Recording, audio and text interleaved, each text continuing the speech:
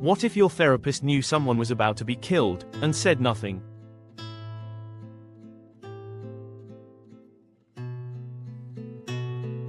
This case changed the rules of confidentiality in therapy.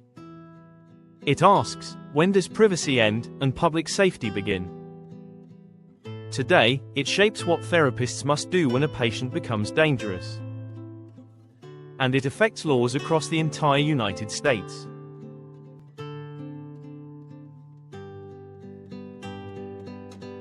Let's meet the key people. Tatiana Tarasoff was a college student in California. Prosenjit Poddar was another student, and a patient in therapy. His therapist was Dr. Lawrence Moore at UC Berkeley. And after tragedy struck, Tarasoff's parents sued the university and its staff. They claimed someone should have acted.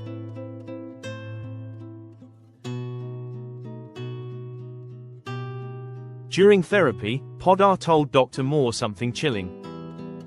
He planned to kill a young woman, Tatiana Tarasoff. Dr. Moore took the threat seriously. He alerted campus police and suggested Poddar be committed. Police briefly detained Poddar, but released him. No one warned Tatiana or her family. Even worse, a supervisor told Dr. Moore to drop the issue. Notes were destroyed, and no further action was taken. 2 months later, the unthinkable happened. Poddar killed Tatiana Tarasoff.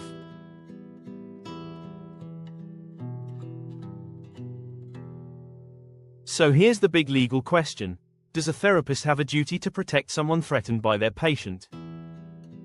In other words, is a therapist responsible for warning potential victims? Or does confidentiality come first, no matter what?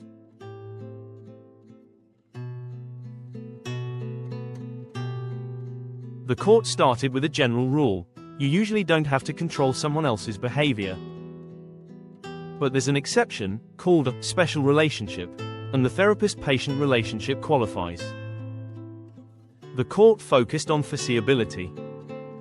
If harm is predictable, there may be a duty to act. They also weighed public safety against patient confidentiality, and made a bold statement. The protective privilege ends where the public peril begins, meaning, privacy has limits when lives are at stake.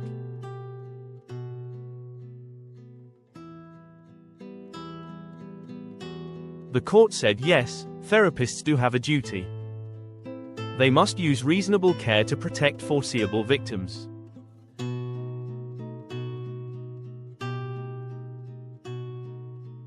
Here's the rule: if a therapist knows, or should know, a patient is dangerous, they must act. That could mean warning the victim, notifying police, or taking other steps. Doing nothing is not an option.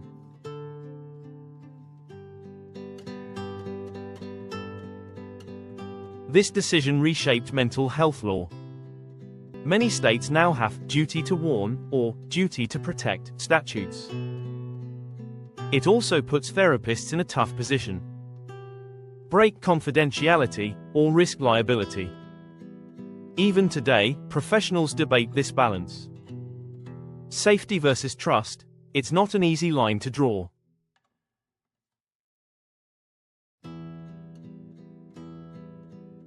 Here's the key lesson. Confidentiality in therapy is important, but it's not absolute. When a serious threat is clear and identifiable, the law says, protect the potential victim first.